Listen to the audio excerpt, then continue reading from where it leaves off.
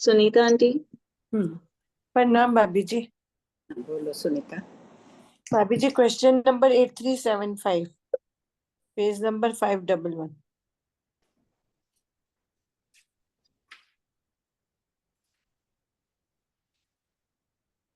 हाँ बोलो। भाभी जी चरम मनुष्य में जो 8 भाव लेने हैं वो तो मनुष्य के लगातार के 8 भाव करेंगे ना। हाँ तभी तो चरम भाव। हाँ तो 8वां भाव भाभी जी युगलिक का नहीं कहते अपने के 7 भाव लगातार मनुष्य करेगी तो 8वां भाव नियमा युगलिक का होगा। नहीं, वो तो अपने को स्थिति बतानी है मनुष्य की उत्कृष्ट। तब अच्छा 8 भाव लगातार में 7 भाव कर लिए करोड़ पूर्व के 8वां भाव उसका। वहां चरम भाव की अपेक्षा कथन नहीं है।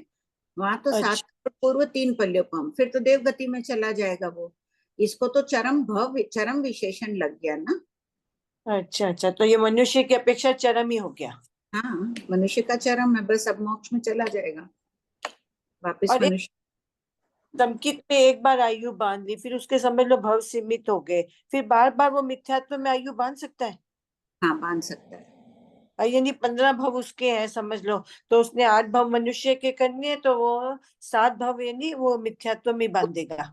नहीं, 7 भाव मनुष्य के लगातार में जरूरी नहीं है ना। 15 भाव में तो अपन एक वैमानिक भेज रहे हैं, एक इधर भेज रहे हैं, एक नहीं देवलोक के मनुष्य वैमानिक कर बार रहे हैं। मिथ्यात्व में बांध सकता है, वैमानिक से जितनी बार बांधेगा। हाँ तो देखो इंद्रिय पद में बताया ना, अनुत्तर विमान से निकला हुआ जीव। अनुत्तर विमान में गया हुआ जीव तो आराधक होता है। हाँ हाँ और वहां से निकला हुआ जीव कितनी द्रव्य इंद्रियां करता है? तो वहां दिया है 8, 16, 24 यावत संख्यात। यानी हाँ 16 करेगा तो दोबारा मनुष्य करके ही मोक्ष जाएगा। 8 तो हाँ वही उत्तर विमान से आया, मनुष्य बना, फिर दोबारा मनुष्य बना। हाँ, तो 16 तब इंद्र होगी उसकी। तब वो मनुष्य आयुष बांधा है मनुष्य गति में, तो मिथ्यात्व में बांधा है। अच्छा ठीक है भाभी जी। 24 में तो अपन फिर कर देंगे, मान लो जहाँ 24 का करेंगे एक भाव बीच में भेज देंगे। 8 मनुष्य की किया द्रव्य इंद्रिया, फिर देवलोक में गया 8 किया, 24 है तो फिर आके मनुष्य में किया और चला गया। लेकिन जहाँ 16 बोल रहे हैं इसका मतलब 2 भाव मनुष्य के कर रहा है वो। हाँ हाँ, नहीं फिर लगातार अगर 7 भव वो करेगा तो नियमा मिथ्यात्व में आयु बांधेगा मनुष्य की। हाँ सारी 8 भाव है तब तो मिथ्यात्व में आयुष बांधेगा। और अगर आराधक के है सम्यक में बांध रहे तब तो वैमानिक की बांधेगा।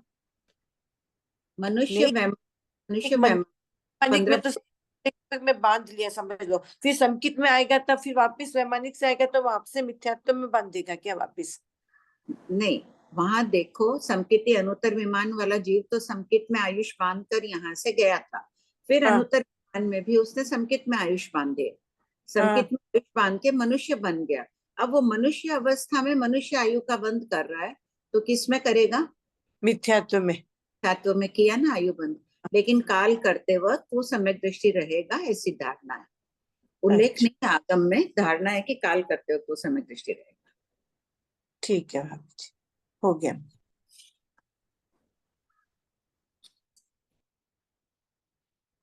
जय जिनेन्द्र आंटी। हाँ आंटी बोल। मिथ्या दर्शन शल्य और मिथ्या दृष्टि में क्या अंतर आएगा? किसमें?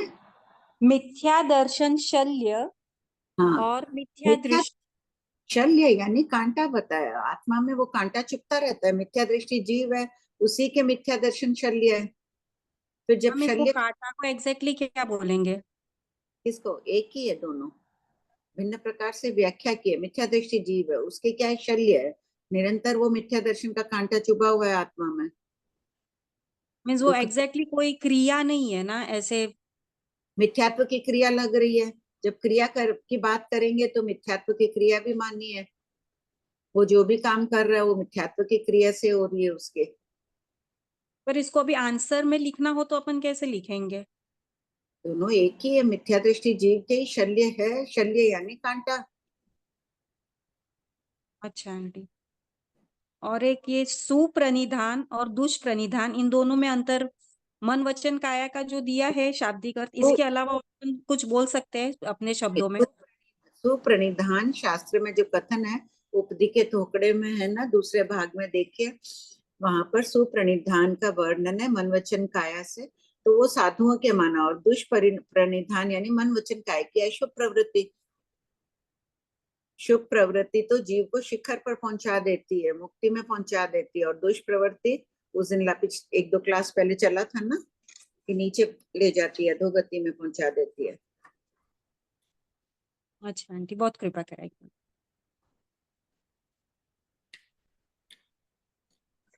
आंटी जय जिनेन्द्र, है जी। रिकॉर्डिंग पर सुनते सुनते आपने फरमाया कि ये जो बाल है अपने, हाँ, तो बाल अचित है, तो मतलब उसमें जीव नहीं है, तो ये कैसे? ऊपर का सचित और नीचे का अचित, तो ये कैसे?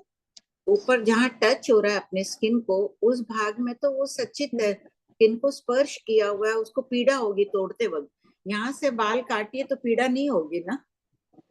अगर आत्म प्रदेश होते इसमें तो यहाँ बाल कटिंग करने से पीड़ा होती। अच्छी तरह नखून का ऊपरी पर भाग आंटी उसको खींचेंगे तो पीड़ा तो होगी ना आंटी, अपन बाल को खींचेंगे तो अपने को तो पीड़ा होती ही है। खींचेंगे तो किस जगह पीड़ा हो रही है? ऊपर जहाँ शरीर का भाग है अपन वहां अगर, हाँ, नीचे अच्छा काटेंगे अच्छा, तो अपन, अच्छा, इसलिए जीव अजीव दोनों को ही बता दिया है। फिर मैं बैठे बैठे वही सोच रही थी कि अगर फिर तो ये शरीर है, तो शरीर में भी जीव अजीव हो गए क्या अपन? या शरीर पत्ते हैं तो पत्ते के झाड़ू का को पीड़ा हो रही है क्या? नखून का ऊपरी भाग अच्छित हो गया ना, काटते हैं तो पीड़ा नहीं हो रही है। जहां जहां स्किन को शरीर को टच कर रहा है वो तो हाँ, फिर शरीर को टच भी कर रहा है। नखून अच्छित है लेकिन अच्छा शरीर से स्पर्श किया हुआ है। अच्छा अच्छा, तो दोनों मानेंगे उसको, मतलब जहां से बढ़ गया वो अचित हो गया, और जो शरीर को टच है वो जीव हो गया, है ना? ऐसे ही माने ना? हाँ, मिश्र हो गया ना। मिश्र हो गया, हाँ हाँ। नखून स्वयं तो अच्छित है और शरीर को टच किया हुआ है इसलिए। अच्छा, शरीर को टच किया हुआ है इसके लिए उसको सचित्र माना है, ठीक है। और आंटी एक चीज और पूछना था मुझे कि जैसे मैं पढ़ाई तो चालू करती हूँ, मगर पढ़ने के बाद में फिर थोड़ी देर के बाद में जब रिकॉर्डिंग सुनते हैं तब भी बहुत कुछ समझ में आता है। उसके बाद में फिर ऐसा लगता है मुझे, क्या मैं भूल गई, क्या मेरे दिमाग में है ये? तो ऐसा सबके साथ होता है कि बार बार रीडिंग करने से होगा? अच्छा ही है ना, बार बार करेंगे, उत्कृष्ट रसायन पूर्वक करिए ना। लोक में कितने तीर्थंकर नाम कर्म बांधे हुए जीव चाहिए हर समय। हाँ आंटी, क्योंकि सबको जिस हिसाब से जब क्वेश्चन पूछते हैं तो ऐसा लगता है मैं भी कुछ पढ़ूं तब पूछूंगी, जब पढ़ती हूँ उसके बाद जब क्वेश्चन करने का टाइम आता है तब तक मैं क्वेश्चन भी भूल जाती, आंसर भी भूल जाती। तो क्या बार बार पढ़ने से होगा क्या ये? हाँ, बार बार पढ़ा करिए, क्वेश्चन लिख लिया करिए, भूलेंगे नहीं, डायरी में लिख लीजिए। ठीक है, चलेगा आंटी। हो गया लता आंटी? हाँ दीदी। सुमन भाई, आपका उस दिन वाला प्रश्न बोर्ड आएगा उस दिन अच्छी तरह से एक्सप्लेन कर पाएंगे निद्दत निकाचित और को। आज श्वेता और का बोर्ड फ्री नहीं है, नेक्स्ट क्लास जब भी फ्री होगा तब करेंगे। प्रणाम भाभी जी, मेरा एक छोटा सा दूसरा प्रश्न था। कई बार ऐसे भाव आ जाते हैं कि ये पोता हो जाए या ये चीज हमें मिल जाए या जो भी कोई भी तरह के इस तरह का भाव आता है, तो ये दर्शन मोहिनी की कौन सी प्रकृति है? दर्शन मोहिनी की नहीं, चारित्र मोहिनी की प्रकृति है ना। हमें इच्छा हो रही है, इच्छा को लोभ का है। आप इसमें खोलिए 12वें शतक में कषाय के 53 नाम का थोपड़ा है ना, उसमें लोभ मोहिनी में इच्छा को लिए। तो हम सांसारिक चारित्र मोहिनी की प्रकृति होने के साथ साथ ही ये तो सम्यक तो मोहिनी भी है इसमें। भगवान ने तो इच्छा को चारित्र मोहिनी में लिया है, लोभ मोहिनी में लिया है। खोलो एक बार शतक में कषाय के 53 नाम का थोपड़ा, तब कोई खोलिए दूसरे भाग में। शायद इसमें मैंने पूरा दिया ही नहीं होगा, थोपड़े की किताब खोलो, वही देखने के लिए लिखा था, शायद नहीं दिया इसमें। टोकड़े की किताब में क्या, कौन सा टोकड़ा खोले बाबू जी? कषाय के 53 बोलों का थोपड़ा 12वें शतक के 5वें उपदेशक में है क्या थोपड़े की? टोकड़े की किताब बोल रहे हैं ना? नहीं, इसमें 197 पेज है, जिसके पास भी है खोलो। आगम 197। लोग का मैंने शॉर्ट दे दिया था कि आज थोपड़े की किताब देखें।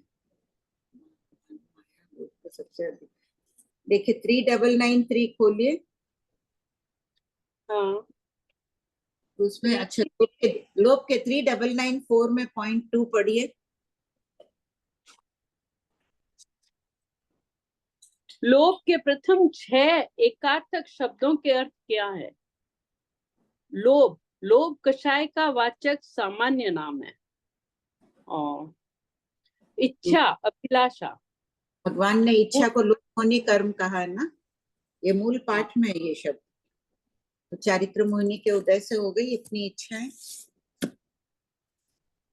हाँ भाभी जी, और एक बात ये पूछनी थी कि सम्यक्त्व मोहिनी तो खत्म होगा जब वीतराग बनेंगे। हाँ, लेकिन उपशांत कषाई वीतराग तो खत्म नहीं हो तब भी बन रहे हैं ना। 8वें गुण स्थान से। 8वें में नहीं, 11वें जीव स्थान में उपशांत कषाय मोहिनी है ना। हाँ, दर्शन पर 8वें गुण स्थान से जब जीव दो दर्शन तरह की, उस समय भगवान ने वीतराग नाम नहीं दिया है। नहीं वीतराग वितराग नहीं, वितराग नहीं, उस समय सम्यक्त्व मोहिनी तो है ना उस समय भी, जब हाँ, 8वें जीव स्थान में जीव 2 तरह की शपक या उपशम प्रकृति जब अपनाता है, उपशम करते करते बढ़ता है, तब भी सम्यक्त्व मोहिनी तो है, वो तो पूरी नष्ट होगी जब वितराग बनेंगे तब। नहीं, लेकिन भगवान ने एक भेद और बता दिया ना, उपशांत कषाय वीतरागे। सम्यक्त मोहिनी भी उपशांत है, चारित्र मोहिनी की प्रकृतियां भी उपशांत हो जाएगी तब वो वीतरागी कहलाएगा। खाली सम्यक्त मोहिनी के उपशांत होते ही भगवान ने उपशांत कषाय वीतरागी नहीं कहा है। 11वां जीव स्थान है ना उपशांत कषाय का। और ये मिश्र तो अंतर मुहूर्त की है। हाँ, 3रे गुण स्थान में। हाँ, और 3रे गुण स्थान में जीव सम्यक माने श्रद्धा करता भी है और नहीं भी करता है, ये बात कैसे हुई भाभी जी? वो न नास्तिक है न नास्तिक है, जो है ठीक है। नास्तिक तो अच्छा भाई जी, मिथ्यात्व की गांठ खत्म हो गई है, मतलब ऐसे ये जो संसार भाव में है, इच्छाएं तो हैं अभी तक, तो ऐसा लगता है, ऐसा हो सकता है कि अभी तक मिथ्यात्व, क्या हम श्रावक हैं तो कभी समकित आ रहा है, कभी मिथ्यात्व आ रहा है, कभी समकित, कभी मिथ्यात्व, ऐसे हो रहा है ना भाभी जी? नहीं, बार बार भी हो सकता है। और ठीक है, संकित में दोष लग सकता है ना, चल मल अगाध दोष की अगर वीतराग आने के प्रति संग, लेकिन संकित तो है ही, अपने आप को संकित ही मान के चलो। क्यों है इच्छाएं संसार में बैठे हैं, आ रही है कभी, अलग बात है, क्योंकि अभी ऊपर की दशा अप्रमत्ता पर नहीं पहुंचे अपन। जी भाभी जी, आपका वो बाद में कर लेंगे बोर्ड आने पर। आंटी डाउट्स तो बहुत है, लेकिन एक बार स्टार्ट करें रीडिंग आंटी। कमलेश आंटी, थोड़ी देर बाद में आपके डाउट्स लेते हैं। ठीक है, पठ्यविंशु निठ्यविंशु। हाँ कमलेश, 29वां शतक शुरू करो। हाँ, समवेशन का थोकड़ा, शतक 30, उद्देश्य 1 से 11। कमलेश आंटी, पठवंशु निठवंशु का थोकड़ा, शतक 29, उद्देश्य 158, पेज नंबर। अच्छा, जो ये आप करेक्शन जो करके भेजे वो बोलो। हाँ, पढ़ो ना, पूरा पढ़ो, उसको अच्छी तरह से कर रहे हैं। मतलब क्या वापस से पूरा पढ़ूं, शुरू करूं वापस से पूरा? पंटविंशु निठविंशु का थोकड़ा, शतक 29, उद्देश्य 1 से 11। पूर्वापड़ संबंध, कर्मों के समर्जन और समाचरण का कथन करने के पश्चात समर्जित यानी ग्रहित कर्मों के वेदन के पठ्यविंशु प्रारंभ और निठविंशु समाप्ति का वर्णन किया जा रहा है। यहाँ देख लो, प्रारंभ और समाप्ति का वर्णन है। शब्द देख लेना, उस दिन भी मैंने लिख के भेजा, औगिक भेज दिया। बाद में जब इस विषय में चिंतन कर रही थी तो और अच्छी तरह से अपने को करना है। हाँ पढ़। क्वेश्चन 8394। मुख्य रूप से तो प्रारंभ है, तो एक समय वाली बात चल रही है। बनते जीव पाप कर्म का वेदन एक साथ प्रारंभ करते हैं और एक साथ ही समाप्त करते हैं, या एक साथ प्रारंभ करते हैं और भिन्न समय में समाप्त करते हैं, या भिन्न समय में प्रारंभ करते हैं और एक साथ समाप्त करते हैं, या भिन्न समय में प्रारंभ करते हैं और भिन्न समय में समाप्त करते हैं। उत्तर, गौतम, कितने ही जीव पाप कर्म वेदन एक साथ प्रारंभ करते हैं और एक साथ समाप्त करते हैं। यावत कितने ही जीव भिन्न समय में प्रारंभ करते हैं और भिन्न समय में समाप्त करते हैं। क्वेश्चन 8395, पाप कर्म के वेदन का प्रारंभ और अंत का कथन किस अपेक्षा से किया गया है? उत्तर, यहाँ पाप कर्म के वेदन का प्रारंभ और अंत आयु कर्म की अपेक्षा से कहा है। यद्यपि 7 कर्मों के वेदन की परंपरा अनादिकालीन है, किंतु यहाँ आयु कर्म के उदय और अंत की अपेक्षा ही ज्ञानावर्णीय आदि 8 कर्मों के वेदन का कहना चाहिए। 24 वर्गना में इसी प्रकार कहना चाहिए अपने अपने बोल। एक तो ये छूट गया था, ध्यान रखना, शास्त्र में 24 वर्गना से भी कथन है, जीव का भी बोल है और 24 वर्गना का भी है। ठीक, साइड में लिख लो ना। इसी प्रकार जीव के वर्णन तो आ ही गया, इसी प्रकार 24 वर्गना का कहना चाहिए। जीव के तो आदि होती नहीं है, तो 24 वर्गना की अपेक्षा ही कथन है। नेरिक जीव पाप कर्म का वेदन कब प्रारंभ कर रहे हैं? जब नेरिक आयु प्रारंभ हो रही है।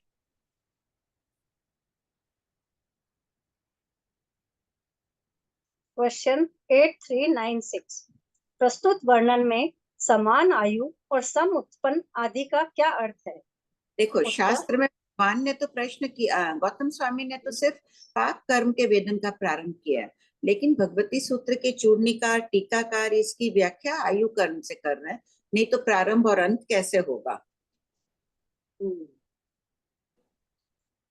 उत्तर, पहला, यहाँ समान आयु का अर्थ इस भव में एक साथ आयु के वेदन वाले, और सम उत्पन्न का अर्थ पर भव में एक साथ उत्पन्न होने वाले।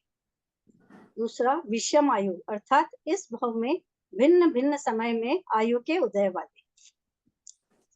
क्वेश्चन 8397, इस शतक में आयु कर्म के उदय की अपेक्षा जीव कितने प्रकार के कहे गए हैं तथा उनमें पाप कर्म के वेदन की चौभंगी को स्पष्ट कीजिए।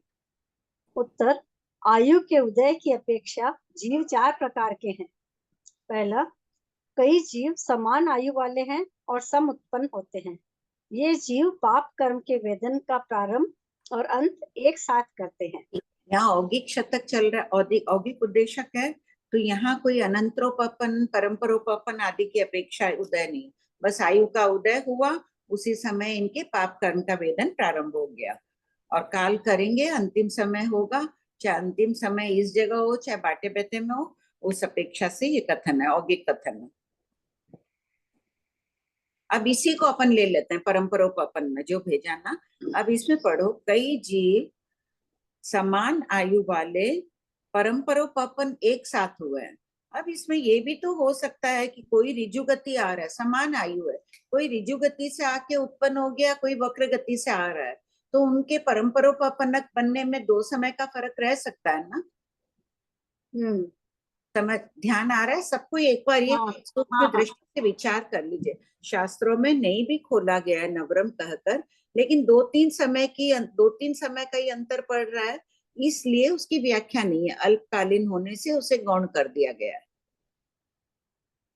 आयु तो समान रह गई उन लोग उनकी, लेकिन परंपरोपन में फर्क आ गया। कोई ऋजु गति से आया तो तुरंत बन गया, उसी समय पहले समय में ही बन गया वो, और कोई मान लो कि 4 समय की गति से आ रहा है, 2 समय अनाहरक रहा फिर बन रहा है, तो अंतर आ गया ना उसके। परंपरोपनक उद्देशक की अपन अब बात चला रहे हैं, तो अंतर होने पर भी, आयु समान होने पर भी अपन कह रहे हैं परंपरोपनक भी एक साथ हुआ है, तो वो थोड़ा गौण कर दिया गया यहाँ पर। परंपरोपनक से दूसरा पढ़ो, कई जीव समान आयु वाले हैं, एक साथ में उनके परंपरोपनक आयुष समान है, परंपरोपनक वो भिन्न भिन्न समय में हो सकते हैं, उसकी व्याख्या नहीं है, वो समझ लेना चाहिए सूक्ष्म दृष्टि से, यही बात बताना था यहाँ। और दूसरा प्रश्न और है, लेकिन समान आयु शब्द दे दिया। तीसरा देखो, कई जीव विषम आयु वाले और सम उत्पन्न हो रहे हैं, पर भव में साथ में गए, ठीक है, खोला हुआ भी है। विषम आयु वाले भी इनमें तो ठीक है। विषम आयु वाले सम समय में भी तो परम्परोपापनक बन सकते हैं। कोई 10 साल की आयु वाला और कोई अभी 1 वर्ष की आयुष वाला है, दोनों एक साथ वहां से काल करके आए, दोनों ऋजु गति से आकर उत्पन्न हुए, दूसरे समय में परम्परोपापनक बन गए। हो सकता है ना ये भी। उसकी व्याख्या नहीं है, ये अनुप्रेक्षा का विषय है। जो उस दिन अन्नपूर्णा पूछ रही थी ना, क्या अनुप्रेक्षा करें, तो उसके पूछने से अनुप्रेक्षा की। ये पहले भी विषय चला था, फिर लिखते वक्त थोड़ा प्रमाद कर गए। बोलो, इस विषय पे किसी को कुछ पूछना है, बोलना है, कोई सुझाव देना है? आंटी प्रियंका दीदी को करती हूँ, पहले के हैं 3 हेनरीज। तो प्रियंका दीदी। आंटी हाँ, आंटी, यहाँ जो आयु का उदय मानेंगे अपन, तो वो बाटे बहता से मानेंगे या फिर जैसे वो आगे उदय प्रारंभ होगा तब मानेंगे? यहाँ पाटे बहते से ही हो गया औगिक उद्देशक में। तो फिर परम्परोपापन और अनंतरोपापन का अलग खोल दिया ना भगवान ने। यहाँ बाटे बहते से मानना है। आंटी, तो बाटे बहते से चारों पॉइंट एक बार समझा दीजिए ना, कि बाटे बहते से कैसे अपन चारों पॉइंट समझेंगे इसके। भी बाटे बहते से उत्पन्न हुए, जैसे ही आयु का उदय हुआ, वो मोहिनी कर्म का वेदन प्रारंभ है उनका। आंटी, समान आयु वाले तो ठीक है, बाटे बहते से अपन ले लेंगे कि एक ही टाइम पे वो लोग बाटे बहते में उनकी आयु प्रारंभ हो गई। और जो हाँ। विषम आयु वाले हैं उनको कैसे लेंगे?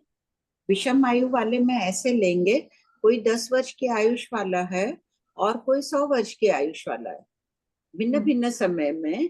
तो क्या फर्क पड़ा? मोहिनी कर्म का उदय उनका अलग अलग हुआ, लेकिन मोहिनी कर्म का उदय प्रारंभ हो गया, काल एक साथ कर रहे हैं, वो मर के पर भव में एक साथ जा रहे हैं। अच्छा आंटी, तो इसको ऐसे समझिए कि कोई जैसे 100 वर्ष वाला है वो भी वो टाइम पे काल कर रहा है, और 10 वर्ष वाला भी वही टाइम पे काल कर रहा है, तो बाटे बेहता में उनकी सेम आयु नहीं विषम आयु रहेगी ना आंटी? नहीं समझ में आ रहा है। विषम आयु वाले, कई जीव विषम आयु वाले हैं, अलग अलग आयुष वाले हैं, चाहे बाटे बहते से लो चाहे बाद में भी लो। इस बोल का औगिक में अगर बाटे बहते से आयु वाला शुरू कर दिया, दोनों भिन्न भिन्न प्रकार की है, लेकिन काल साथ में करेंगे। आंटी, तो विषम आयु किस समय मानेंगे? उनके मतलब काल करने के नहीं पहले वाली विषम आयु या फिर नहीं बाटे नहीं, बहते हैं? बाटे बहते में कोई 10 वर्ष वाला है और कोई 100 वर्ष वाला है, आयु विषम है ना उनके। हाँ। विषम आयु के उदय वाले हैं, हर जगह उदय समझना है। अभी मैंने कहा ना, टीका और चूर्णी में उदय की अपेक्षा दिया हुआ है। शास्त्र में तो आयु के संबंध में है ही नहीं, शास्त्र में तो यही है जो भंते गौतम वाला प्रश्न दिया हुआ है, इसका स्पष्टीकरण साहित्यों में इस प्रकार दिया हुआ है। तो विषम आयु के उदय वाले हैं बाटे बहते में। आंटी, कोई तो विषम आयु कौन सी लेंगे हम? पर भव की लेंगे, पिछले जन्म की? नहीं, इस भव में आ रहे हैं मनुष्य गति में, ये 2 जीव है। ये 10 हाँ। वर्ष की आयु वाला उदय हुआ है इसका बाटे बहते में, ये 100 हाँ। वर्ष की आयुष का उदय हुआ। 2 जीव है, दोनों भिन्न भिन्न प्रकार की आयुष वाले हैं ना, लेकिन उत्पन्न हो रहे हैं। दोनों जीव मोहिनी कर्म का वेदन प्रारंभ कर दिए। हाँ। अलग अलग आयु है। हाँ हाँ। लेकिन हो गया। काल करेंगे। और ये दोनों जीव है, 2 जीव अलग आ रहे हैं, एक 100 वर्ष का, एक 1000 वर्ष का है, समझ लो। और दोनों भिन्न भिन्न समय में काल करेंगे। चौथा भंग ये हो गया। हाँ। ये औगिक में हो गया ना। हाँ। अब परम्परोपापनक का चलो बोलो कोई। अभी मैंने कहा था, श्वेता बोलो परम्परोपापनक का।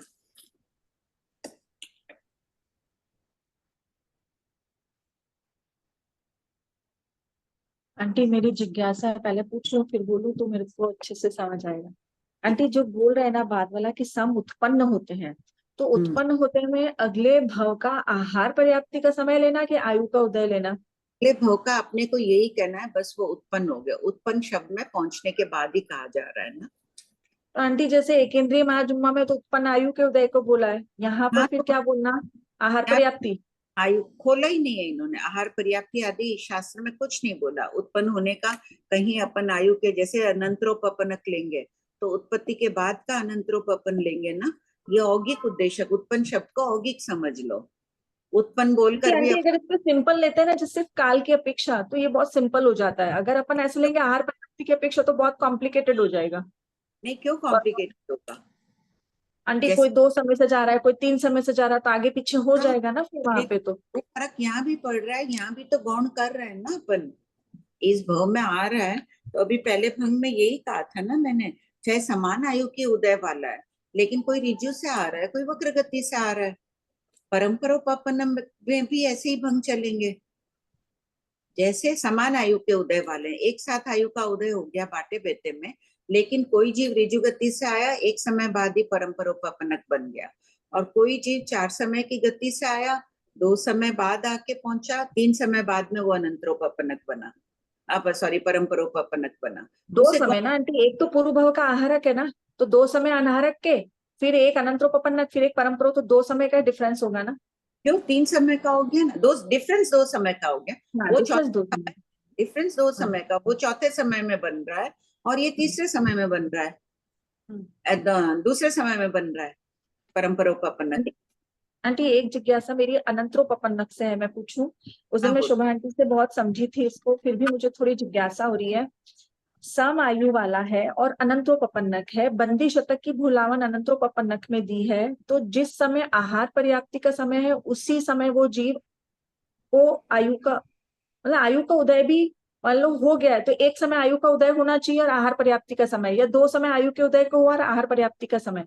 आयु को उदय समान समय पर रखना और आहारक भी समान समय पे बनाना है। नहीं, देखो, चाहे आयु का विग्रह गति से आ रहा है, 4 समय की गति से आ रहा है, तो उसकी आयु तो 2 समय हो गई बाटे बेटे में, हाँ, तीसरा समय आयु का, और तो फिर उस उसमें समय आपको ऋजु गति वाला नहीं ले सकते ना आंटी आप? क्यों नहीं ले सकते हैं? अनंतर आहारक दोनों तो आंटी अलग अलग हो जाएगी ना पोजीशन, परंपरोपपन्नक में तो चलेगा, अपने पास पूरा लाइफ पड़ा है।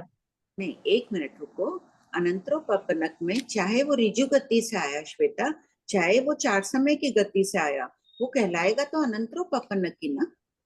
आंटी एक समय में तो दोनों को एक ही समय पे रखना पड़ेगा ना, नहीं अलग अलग देख, समय पे कैसे अनंतरोपपन्नक घटित करेंगे आंटी? नहीं बिल्कुल घटित होगा, क्यों नहीं होगा? तुम एक बार बाद में तिक्कू तो करके समझना, देखो ध्यान से सब कोई सुनिए, एक जीव ऋजु गति से आ रहा है, सब कोई ध्यान आंटी से। देखिए, एक मिनट, आपको इतना बोलना नहीं है, थोड़ी देर ब्रेक ले ले फिर आप समझाइएगा प्लीज आंटी।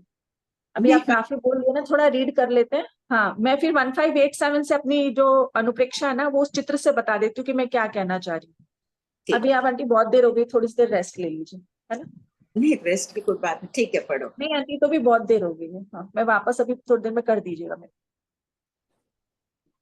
बस इसमें है ना पठ्यविंशु निठ्यविंशु में मैं यही बताना चाह रही थी कि कई जीव आयु के समान उदय वालों में जैसे सम या विषम भी पहुंच सकते हैं, परंपरोपपन्नक बनने में उनको विषम है, लेकिन भगवान ने उसको गौण कर दिया। अब सलेशी आदि 47 बोलों में बोलना है। मान लो कि सलेशी जीव समान आयु के उदय, एक साथ आयु के उदय वाले सलेशी जीव परंपरोपपन्नक हुए और परभव में भी साथ में उत्पन्न हो रहे हैं, तो समान आयु वाले परंपरोपपन्नक हो रहे हैं, तो उनका समय भिन्न भिन्न हो सकता है, उसे यहाँ पर गौण कर दिया गया है इस पाठ पर, क्योंकि अंतर 2 समय का ही पड़ रहा है, इसलिए सब इस विषय की जरूर अनुप्रेक्षा करना। बहुत देर ये क्लास में विषय चल गया, उस दिन भी आज भी चल रहा है, वापस सब करना। हाँ, पढ़ लो कमलेश आंटी। हाँ, इसका ये 8397 का सेकंड पॉइंट से पढ़ूं या आगे क्वेश्चन ले लूं? 8398 ले लो, 8398 ले लो, ये बोल दिए मैंने चारों। हाँ, क्वेश्चन 8398, क्या सलेशी जीव पाप कर्म के वेदन का प्रारंभ और अंत एक साथ करते हैं इत्यादि पूर्वोक्त प्रकार से प्रश्न। उत्तर, 47 बोलों के पाप कर्म आदि 9 पाप कर्म एवं 8 कर्म का कथन उपर्युक्त चारों भंगों से कहना चाहिए।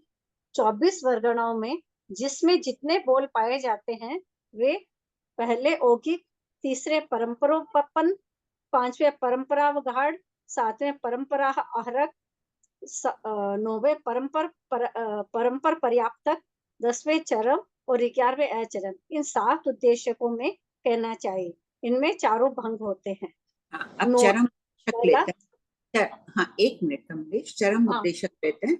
समान आयु के उदय वाले चरम भव के मनुष्य जीव, अब मनुष्य से कर रहे हैं, 8 भव कर सकता है ना मनुष्य चरम भव के। हाँ, लगातार 8 भव करेगा, मनुष्य का चरम है और मोक्ष चला जाएगा। पृथ्वी का एक जीव का अगर चरम भव है तो कितने भव करेगा कमलेश?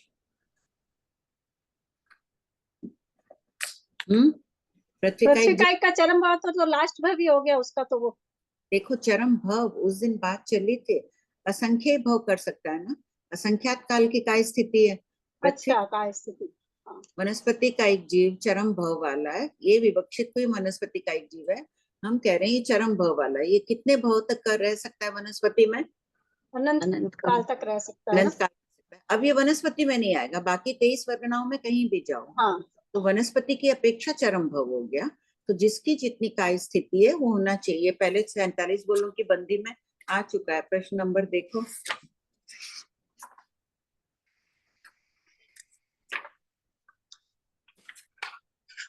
लिखाया भी था मैंने कि चरम भव की चर्चा चली थी।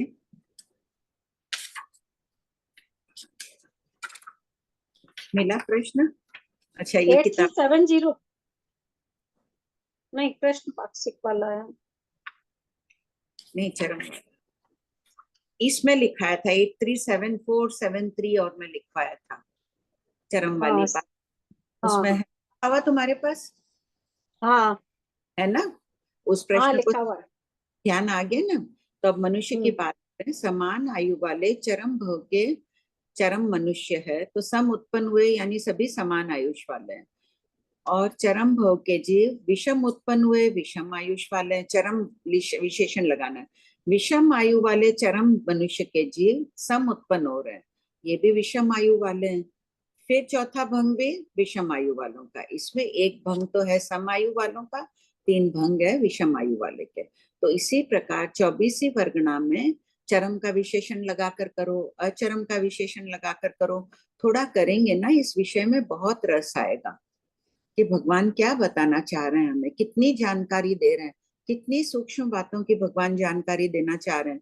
परम्परोपनक में चलाओ तो परम्परोपनक, परम्पर अवगाढ़, परम्पर आहारक, परम्परिपर्याप्तक एक ही बोल हो जाएगा, सबकी समान, सबका बोल समान हो जाएगा। पढ़ो। नोट पहला, कई जीव 5-5 समय के परम्परोपन्नक हैं तथा पर भव में भी साथ साथ उत्पन्न होंगे। हाँ, दोनों अभी समान आयु होंगे। देखो मैंने 5-5 समय के परम्परोपन्न हो गया, मेरा उपयोग आज गया प्रारंभ में कि भाई अपने यहाँ सभी अभी प्रथम समय की बात कर रहे हैं। 5 समय के एक साथ है तो प्रथम समय ही उसने प्रारंभ कर दिया था। ठीक है, वो दूसरा, पढ़ लिया। हाँ, आगे का पढ़ लो, अनंतरोपन्न ले लो। कई जीव 5-5 समय के परम्परोपन्नक हैं किंतु पर भव में भिन्न भिन्न समय में उत्पन्न परम्परोपन्नक होंगे, विषम आयु वाले हैं।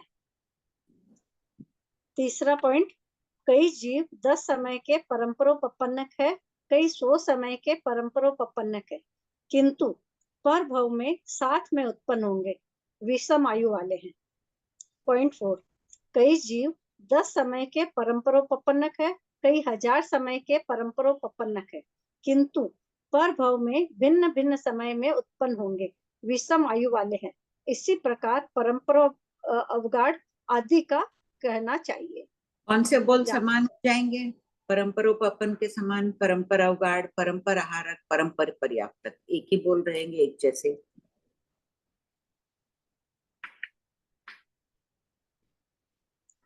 अनंतरोपन्न, अनंतरावगाढ़, अनंतर आहारक, अनंतर पर्याप्तक। शतक 29, उद्देश्य 2, 4, 6, 8।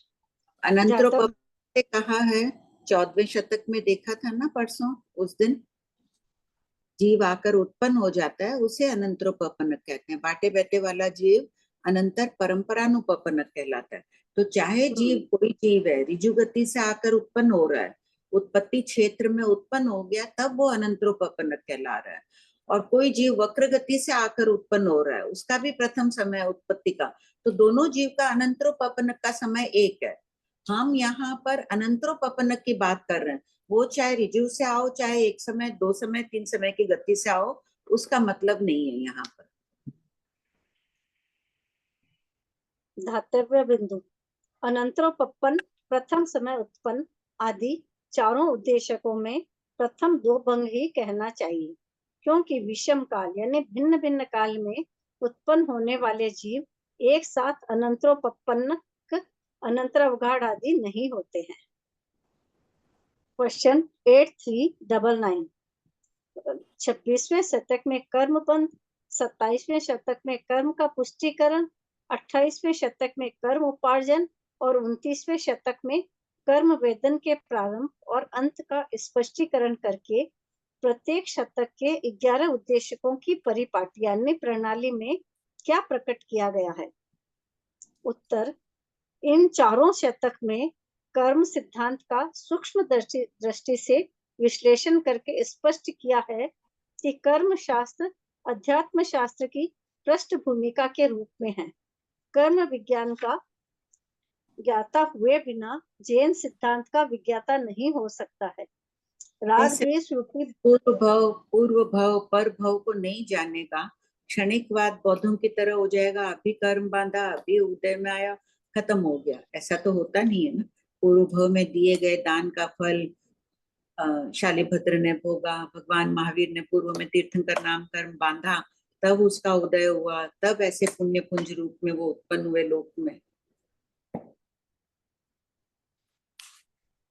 राग द्वेष रूपी भावों की आकर्षण शक्ति से जीव कर्मों का उपार्जन करके उन्हें सुख दुख देव मानव पशु आदि रूप में वेदता है।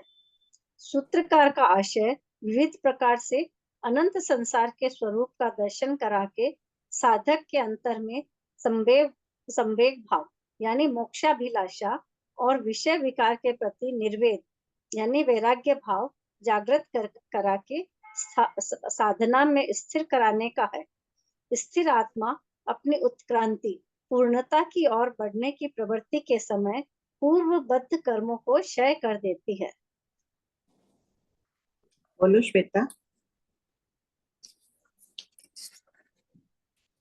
आंटी, जैसे मेरा जीव है, मैं अभी परमप्रोपन्नक हूँ, ठीक है, और कोई जीव अभी जस्ट उसको आयु स्टार्ट ही हुई, मेरा जीव कभी से तीसरा भंग घटित कर रही हूँ कि मैं कभी से पाप कर्म का वेदन कर रही हूँ। उस जीव का आयु स्टार्ट हुई और उसने पाप कर्म का वेदन शुरू किया, तो हम लोगों ने भिन्न समय में प्रारंभ किया। अब उसने आहार पर्याप्ति भले 2 समय बाद करी, अनंतोपन्नक बना, फिर वो परमप्रोपन्नक बन गया। अब वो जब आयु उसकी स्टार्ट हुई थी तब से उसकी आयु वो 10 साल की लेके आया था, और उसी टाइम से मेरी आयु भी 10 साल बराबर मान लीजिए इतनी है, तो हम दोनों एक साथ भिन्न समय एक ही समय में समाप्त करेंगे, ये घटित हो गया। तो आंटी, अगर 2 समय का भी डिफरेंस परमप्रोपन्नक में पड़ रहा है मान लो, तो हम उसको गौण क्यों करें? हम इसको तीसरे भंग में एडजस्ट कर सकते हैं या चौथे भंग में एडजस्ट कर सकते हैं ना आंटी। क्यों करेंगे? तुम लोग यहाँ पर विषम आयु वाले हो, यहाँ पर सिर्फ औगिक कथन चल रहा है कि तुम विषम आयु वाले परमपरोपन्नक हो। जब आयु तो विषम आयु जैसे उस जीव की और मेरी आयु विषम थी, तो मैंने यही कहा ना कि आयु तो उनकी समायु भी हो सकती है ना। मान लो 2-10 साल वाले तुम लोग हो, तुमने एक साथ में परमपरोपन्नक बने। रिजु गति से तुम आयु कोई 4-2 समय की 3 समय की गति से आके उत्पन्न हुआ है। तो विषम आयु को उधर डिफरेंट टाइम में हो जाएगा ना आंटी। आयु का उदय तो हम बाटे बेटे से माने औगिक शतक में, औगिक उद्देशक में हम औगिक की न अनंतरोपन्नक की बात कर रहे हैं न परमपरोपन्नक की। परमपरोपन्नक उद्देश्य की भगवान ने अलग दे दिया है ना, दूसरा तीसरा उद्देशक दिया है।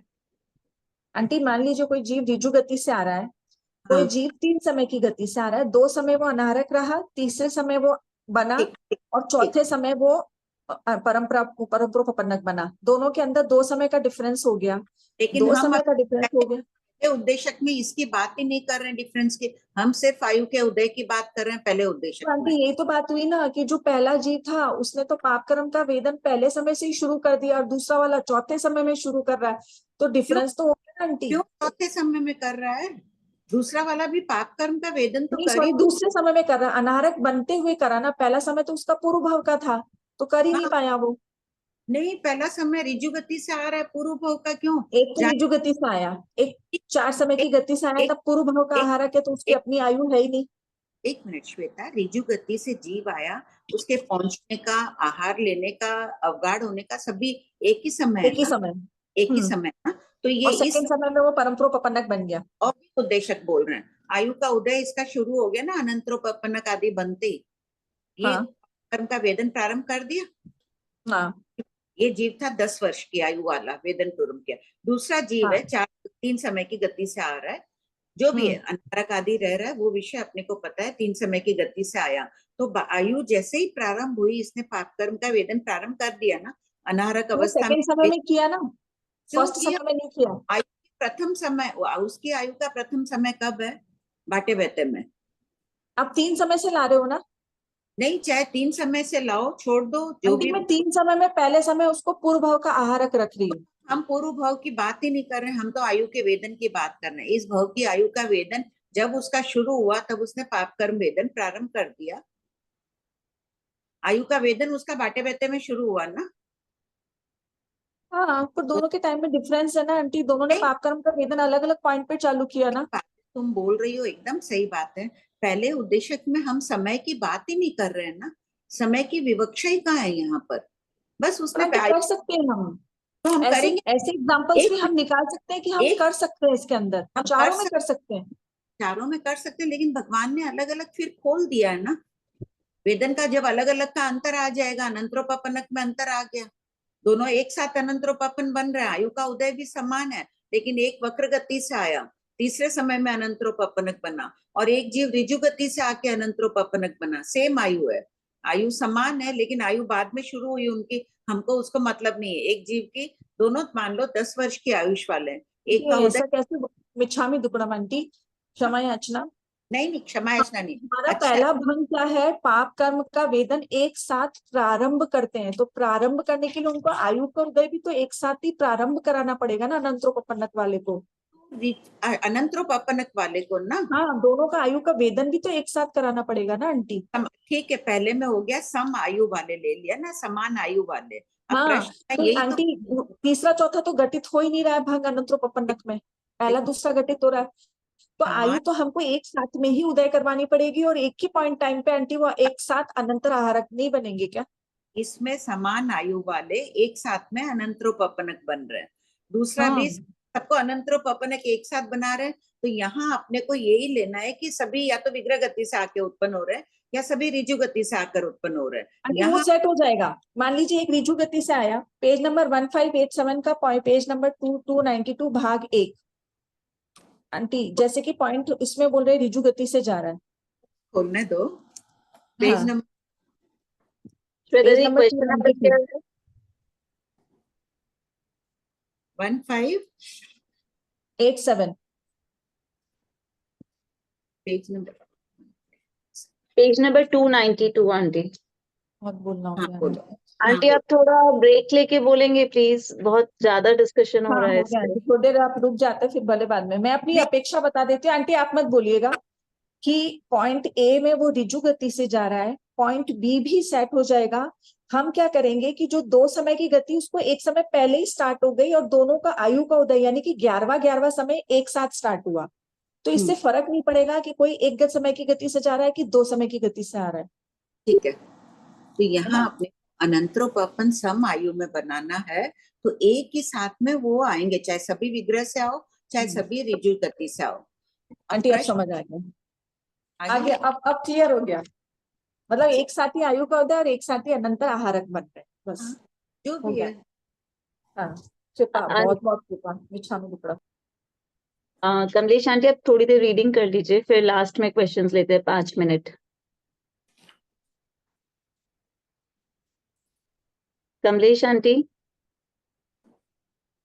हाँ, समवश्रण का थोकड़ा शतक 30 उद्देश्यक 1 से 11।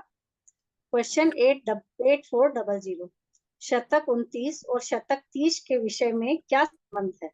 उत्तर, 47 बोलों में कर्मोदय के प्रारंभ और उदय का कथन करने के पश्चात अन्य तीर्थिकों के भिन्न भिन्न मतों में 47 बोलों में से जितने बोल पाए जाते हैं उनके भी आयु बंध के आदि के वर्णन द्वारा चारों गतियों के समग्र जीवन पर प्रकाश डाला गया है। क्वेश्चन 8401। देखो समवश्रण का कमलेश आंटी 1 मिनट। हाँ आंटी बोलिए। यहाँ पे 8399 ध्यातव्य बिंदु, जो भी श्वेता को कंफ्यूजन था ना, वहां पे सब लिख के रख लो। चाहे जीव समान आयु वाले जीव चाहे ऋजु गति से आए तो वो एक साथ अनंतरोपपनक होंगे। अगर वो वक्र गति से आ रहे हैं तब तो यहाँ गिनती होगी ही नहीं उनकी, एक साथ अनंतरोपपन्नक हुए ही नहीं, ये बात तो दे ही रहे हैं ना। एक साथ अनंतरोपपन्न होना है, चाहे वक्र गति से आएंगे। एक साथ कई जीव वक्र गति से आके अनंतरोपपन्नक हो रहे हैं, चाहे ऋजु गति से आए, उन जीवों की विवक्षा है। मान लो कि एक साथ अभी अनंत जीव बाटे बैठे में 10 जीव आ रहे हैं ऋजु गति से और शेष जीव आ रहे हैं वक्र गति से, तो 10 जीव ऋजु गति से आए वही अनंतरोपपन्नक में गिने जाएंगे ना। 90 जीव वक्र गति से आ रहे हैं, वो अनंतरोपपन्नक बने ही नहीं अभी तक, तो उनकी अभी इस उद्देशक में परीक्षा ही नहीं है। ठीक, ध्यान आ गया? सब लिख लेना थोड़ा ये। हाँ, अब पढ़ो। क्वेश्चन 8401 समवशरण का यहाँ क्या अर्थ है? उत्तर, यहाँ तीर्थंकर भगवान की परिषद यानी धर्म सभा को समवशरण नहीं बल्कि भिन्न भिन्न मतों एवं दर्शनों को के समूह को समवशरण कहा है। क्वेश्चन 8402 प्रस्तुत वर्णन में कितने प्रकार के मतों का कथन किया गया है? उत्तर, अन्य मतावलंबियों के 363 भेद हैं। पहला, क्रियावादी के 180, अक्रियावादी के 84, अज्ञानवादी के 67 और विनयवादी के 32, सब मिलाकर 363 मत होते हैं। भगवान महावीर ने इन 363 प्रकार की विचार प्रणालियों को 4 समवशरण यानी समूह वर्गों में विभाजित करके उनका कथन किया है। क्वेश्चन 8403 श्री भगवती सूत्र और श्री सुयंग डांग सूत्र श्रुत स्कंद 1 अध्ययन 12 में भी उपर्युक्त 4 समवशरण का वर्णन है। इन दोनों शास्त्रों के विषय में क्या अंतर है? उत्तर, श्री सुयंग डांग सूत्र में चारों समवशरण की विवक्षा मिथ्या दृष्टि जीवों की अपेक्षा है, जबकि श्री भगवती सूत्र में क्रियावादी समवशरण में सम्यक दृष्टि जीवों को ग्रहण किया गया है।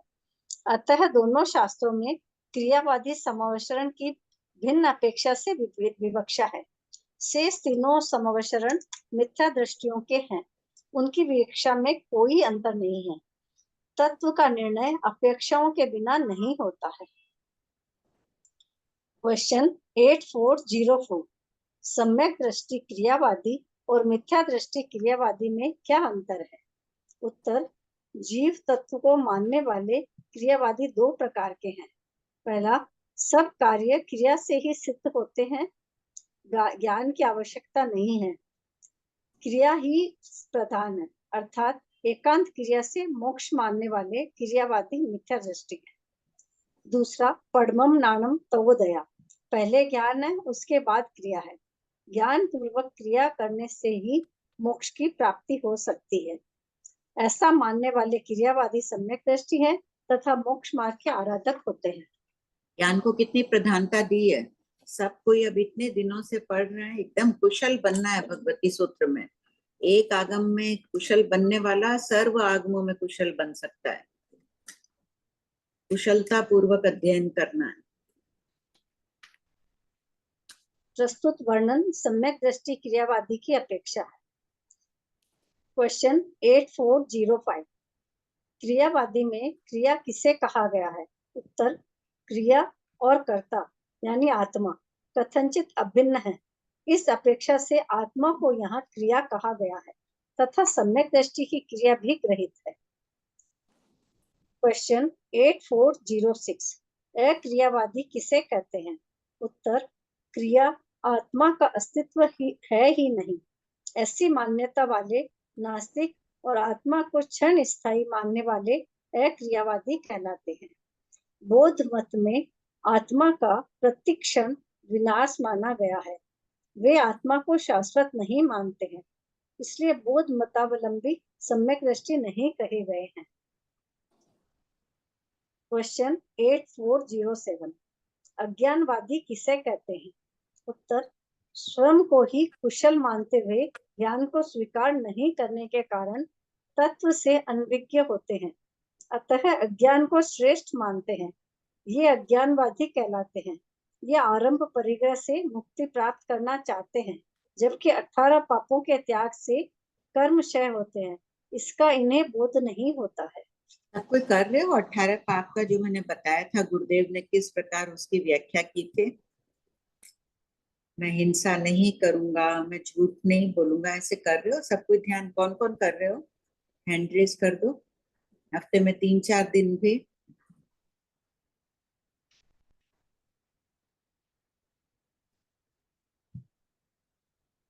बस 2 ही जने कर रहे हैं। इतनी सुंदर व्याख्या की थी गुरुदेव ने, सबको कभी कभी तो करना ही चाहिए ये चिंतन। आज का होमवर्क लिख लो वापस उस दिन वाला, पढ़ो। क्वेश्चन 8408 विनयवादी किससे कहते हैं? उत्तर, विनय को ही स्वर्ग और मोक्ष का मार्ग कहने वाले विनयवादी कहलाते हैं। ये सम्यक ज्ञान, दर्शन, चारित्र रूपी मोक्ष मार्ग को असत्य बताते हैं। सब क्वेश्चन अंडरलाइन कर लो, जिस मार्ग पर अपन चल रहे हैं, चाहे धीरे चल रहे हैं, श्रावक हैं, लेकिन चल तो इसी मार्ग पर रहे हैं। चिंतन कर लेना इस विषय पर अंडरलाइन करके। सर्वश्रेष्ठ मार्ग कौन सा है? मोक्ष मार्ग, राजमार्ग। और ये प्राप्त कहाँ से होगा? पहला बोल ही सम्यक ज्ञान है। अपने आप सम्यक दर्शन, सम्यक चारित्र आएगा। चारित्र में क्वेश्चन 8409 47 बोलों में कौन कौन से बोल एकांत क्रियावादी के हैं? उत्तर, अलेसी, सम्यक दृष्टि, सज्ञानी, 5 ज्ञान, 9 संज्ञोपयुक्त, अवेदी, अकसाई और अयोगी। ये 12 बोल एकांत क्रियावादी के हैं। क्वेश्चन 8410 कौन से बोल एकांत मिथ्या दृष्टि के हैं और उनमें कितने समावशरण होते हैं? उत्तर, कृष्ण पाक्षिक, मिथ्या दृष्टि, अज्ञानी, 3 अज्ञान। ये 6 बोल एकांत मिथ्या दृष्टि के हैं।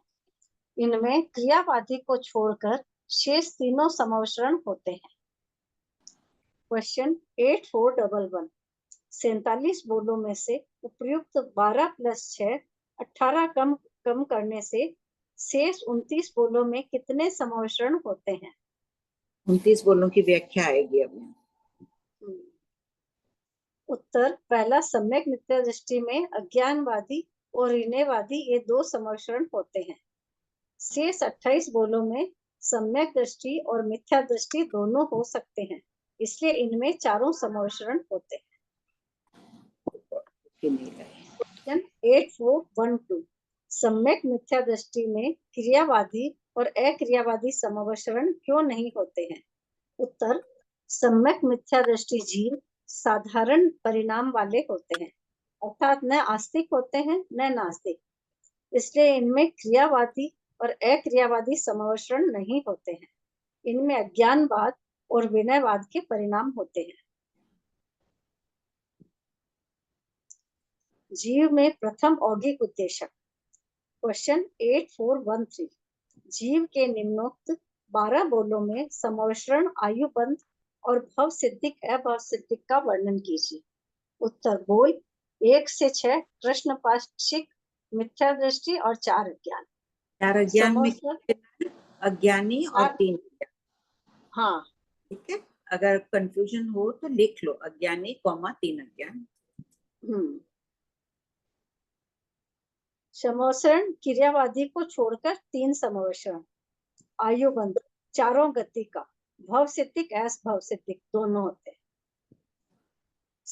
बोल 7वां, सम्यक मिथ्या दृष्टि, अज्ञानवादी विनयवादी समावशरण और आयुबंध नहीं, भव सिद्धिक भव सिद्धिक भव सिद्धिक।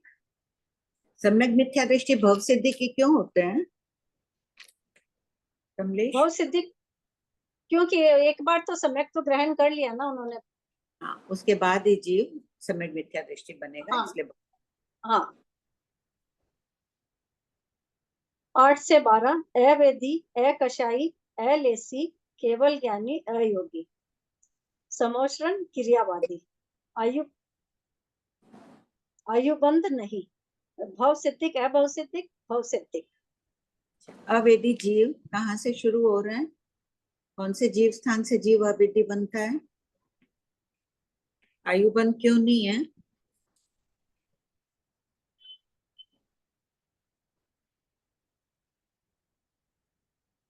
बोलो। 9वें जीव स्थान का संकेतम भाग शेष रहता है, तब जीव अवधि बनता है। उस समय तो फिर आयु बंद होता ही नहीं है। आगे भी आयु बंद कहाँ तक हो रहा है? 1 से तीसरे को 6 में आंटी बांध, 7 तक होता है ना, थर्ड को छोड़कर। हाँ, तीसरे को छोड़कर 7 तक। छठे में बांधना शुरू करता है, 7वें में जा सकता है। अब प्रश्न ले लो ना। हाँ जी।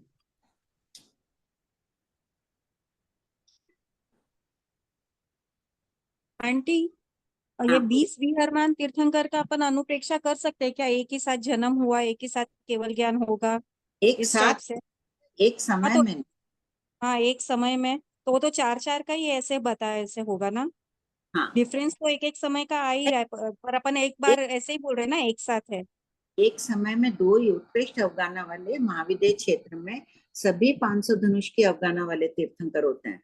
उत्कृष्ट अवगाना वाले तीर्थंकर एक समय में उत्कृष्ट 2 ही सिद्ध होते हैं। तो एक अच्छा। समय 2 ही होंगे। बाकी अपन एक साथ व्यवहार में कह सकते हैं 20 अभिषेक शिलाओं पर एक साथ ही उनका मनाया जा रहा है।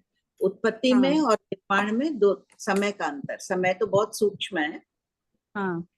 और आंटी, इन सबका है ना क्षयक्षम सेम होगा क्या? क्या क्षोक्षम, क्षयक्षम को डिफरेंस, हाँ डिफरेंस आएगा ना? इनका क्षोक्षम कहाँ है? केवलियों के तो क्षयिक भाव है ना, चारों घाती कर्म है ही नहीं आत्मा पर। नहीं, पर जब तक छद्मस्त रहेंगे, अब जन्म एक साथ हुआ, केवल हाँ, ज्ञान प्राप्त होने तक इनका क्षयक्षम में डिफरेंस होगा या सेम क्षयक्षम होगा? तीर्थंकरों के लिए अपन सब चीज उच्च कोटि की कहना चाहिए। सबका बहुत सर्वश्रेष्ठ होता है उनके नहीं, लिए। पर इन दोनों का तुल्य किया, 2 तीर्थंकर भगवान का तुल्य किया तो नहीं, तो तुल्य क्या किया? समय, उत्पत्ति का समय तुल्य है। क्षयोक्षम क्षयोक्षम। नहीं, अब तुल्य यहाँ के तीर्थंकर भगवान, ऐरावत क्षेत्र के तीर्थंकर भगवान एक साथ आ रहे हैं, तो हाँ, उनका केवल ज्ञान एक साथ होगा, तो इनको एक क्षयोक्षम में तो डिफरेंस होगा ना, मैं वो पूछ रही हाँ, हूँ। हो सकता है। मध्यम अवधि ज्ञान बताया, अवधि ज्ञान से ही ले लो। हाँ। अवधि ज्ञान ही भिन्न भिन्न प्रकार का हो सकता है उनमें। अच्छा, अवधि ज्ञान डिफरेंट हो सकता है। हाँ हाँ, हाँ इसलिए ठीक है। क्षोक्षम, अवधि ज्ञानावरणी कर्म का क्षोक्षम ही है, भिन्न भिन्न प्रकार का हाँ, है और ही। सबके कर्म अलग अलग होंगे तो उस हिसाब से ही क्षयोक्षम होगा। हाँ, हाँ आंटी, बहुत, हाँ बहुत फिर कृपा यंत्र करें। कर्म में जैसे ऋषभ देव भगवान, भगवान महावीर, अरिष्टेमी भगवान भी अनार्य क्षेत्र में गए थे कर्मों को भोगने के लिए। कर्म भिन्न प्रकार के, तो वो क्षोक्षम नहीं कहेंगे। क्षोक्षम ज्ञानावरणी आदि का मूल अपने पास प्रमाण ही है ना, अवधि ज्ञान का। भिन्न हो गया ना क्षोक्षम। मासी, मेरा 2 क्वेश्चन है। एक तो अनंतरोपपन्नक में जब हम बाटे बहते ले ही नहीं रहे हैं, जब हम उत्पत्ति का पहला समय ले रहे हैं, तो चाहे वो ऋजु गति से आए चाहे विग्रह गति से, उत्पत्ति के पहले समय से हम उनका आयु उस समय से शुरू करेंगे ना, तभी तो 2 भंग नहीं बन रहे। नहीं, देखो ऐसे तो विषम आयु वाले भी कोई है, कोई 10 विषम उदय। जैसे अगर पहला वाला ले कि कोई जीव एक साथ उत्पन्न हुआ और एक साथ ही काल कर रहा है, तो लेकिन उत्पन्न वो अनंतरोपन्नक तो हम जब वो पहला समय उत्पन्न हो गया तब का ले रहे, बाटे बहते तो ले ही नहीं रहे। तो चाहे वो एक समय से आए चाहे 4 समय से आए, उसको तो हमको देखना ही नहीं है। नहीं, भगवान ने यहाँ एक साथ उदय वाला पहला भंग किया है, आयु के उदय वाला। भगवान ने तो अपने पास उपलब्ध नहीं है भगवती सूत्र का उपाय। नहीं मासी, इसमें जैसे रीजन भी यही दिया है ना ज्ञातव्य बिंदु में कि अनंतरोपपन्नक आदि चारों उद्देशक में प्रथम 2 भंगी कहना चाहिए, क्योंकि विषम काल में उत्पन्न होने वाले जीव एक साथ अनंतरोपन्नक नहीं हो नहीं सकते। होता। हाँ, तो तो यहाँ हम, अपने समान आयु का उदय वाले लेना है ना। जैसे 2 जीव है, दोनों हाँ, अपनी आयु का उदय एक साथ होना अनिवार्य है, पहली शर्त ही है। और अब वो तो फिर अनंतरोपपन्न, मतलब बाटे बहते से ही ले लेंगे फिर एक साथ मतलब अगर उत्पन्न हो हाँ, रहे। आयु का उदय अगर विग्रह गति से आ रहे हैं सभी, मान लो कि एक जीव ऋजु गति से आ रहा है, एक जीव वक्र गति से आ रहा है, हाँ। तो कैसे अनंतरोपपन्न के एक साथ बनेंगे? नहीं, आयु मेरा समान। बोलना है कि वो 2 समय पहले ही अपना जो वक्र गति से आ रहा है वो 2 समय पहले से आना शुरू कर दिया, लेकिन पहला लेकिन भंग, डेस्टिनेशन में एक साथ दोनों पहुंचा। नहीं, पहला भंग नहीं बैठेगा ना, काल भी उनको एक साथ करना है। अच्छा, हाँ, ये है, तुम कह रही हो कि उसकी आयु का उदय एक साथ में हो गया, समान आयु का। तो हाँ दूसरी जीव जो ऋजु गति से आएगा उसका तो उदय ही नहीं हुआ ना। ये 3 समय बाटे बहते वाला है, समझ लो। हाँ हाँ पहला जीव, मेरा दूसरा बोलने का मतलब वही है कि हम बाटे बहते को गौण कर दे कि वहां पे जब भी आया जो आया रिजु से बकरी से उससे मतलब नहीं है, जब वो उत्पन्न हुआ हाँ फर्स्ट समय इस- जो है वो दोनों का सेम है। नहीं नहीं, यहाँ भगवान प्रथम शब्द ही यही दे रहे हैं ना अनीता, समान आयु के लेकिन फिर मासी वो 4, 5, 7, 1 क्वेश्चन जो हम लोग ले रहे हैं अंतरोपपन्नक और वो वाला जो क्वेश्चन की जब उत्पत्ति का पहला समय उसको अनंतरोपन्नक बोलेंगे, लेकिन बाटे बहते में जब वो है तब नहीं बोलेंगे। तो हम बात कर रहे हैं अभी अनंतरोपपन्नक की ना, सिर्फ इस उद्देश्य में। अब वो अनंतरोपपन्नक एक साथ होने चाहिए। दूसरी शर्त ये है कि वो दोनों समान आयु वाले होने चाहिए और समान समय में काल करना है। अगर मान लो कि 4 समय की विग्रह गति वाला आ रहा है तो वो काल भी तो 2 समय पहले कर लेगा, तो प्रथम भंग कैसे होगा? तो फिर मतलब इसमें बाटे बहते को गौण नहीं कर सकते, वो तो लेना ही पड़ेगा। बाटे बेटे को लेना ही पड़ेगा ना यहाँ हाँ, पर। हाँ ठीक है। और एक और क्वेश्चन मेरा ये था, क्या भंग हो जाएगा ना, है? समान आयु के उदय वाले, अगर तुम बोल रही हो एक को वक्र गति से लाएं एक को ऋजु गति से लाएं। हाँ, लेकिन उत्पन्न समय दोनों का सेम है। उत्पन्न समय दोनों का सेम है तो आयु सेम नहीं है ना, आयु का उदय का समय सेम नहीं है ना। हाँ, यही तो मतलब इसमें हम बाटे बहते को गौण नहीं करेंगे। हाँ, गौर नहीं करना। ठीक है।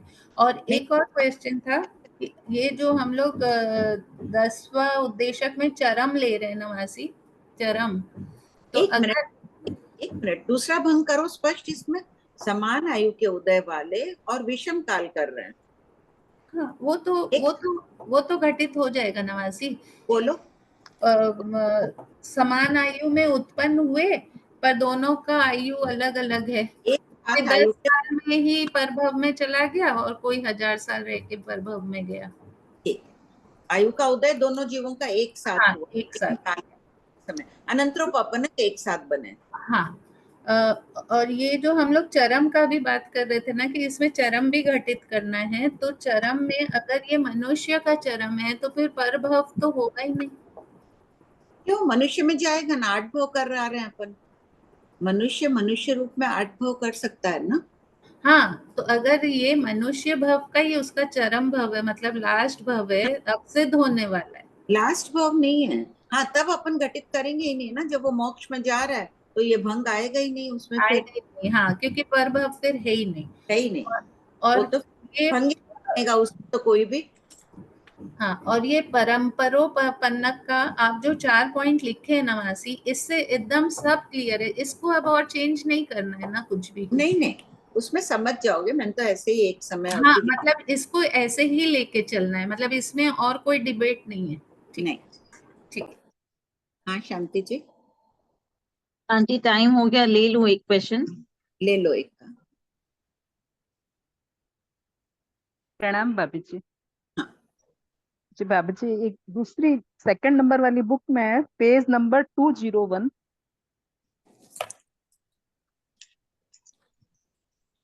बोलिए। उसमें 2 वर्ड के मीनिंग नहीं समझ में आया भाभी जी। एक तो ये ना, माया किसे कहते हैं, इसमें माया उपदी निकृति, निकृति वर्ड, इसका क्या मीनिंग हुआ भाभी जी? माया के दिए ही नहीं ना मैंने इसमें। माया है, खाली माया तो हो गया नाम से, उपदी हो गई, कोई वस्तु आदि के कारण माया कर लेते हैं। निकृति शब्द का अर्थ एक बार देख लेना, मैंने इसका लिखा ही नहीं था, सारा शॉर्ट में ही छोड़ दिया था। माया का कुछ भी नहीं लिखा है, देख के फिर बता। इसी में लास्ट वर्ड है बाबू जी, एक साती योग, लास्ट लाइन में। वही कह रही हूँ, इसका कुछ भी लिखा नहीं था, लिख के दे दूंगे। 15 नाम का अर्थ आगम में देखने के लिए दे दिया ना यहाँ पर, ये देख दे दूंगी मैं आपको लिखा। प्रणाम आंटी, कृपा आंटी। प्रणाम प्रणाम आंटी।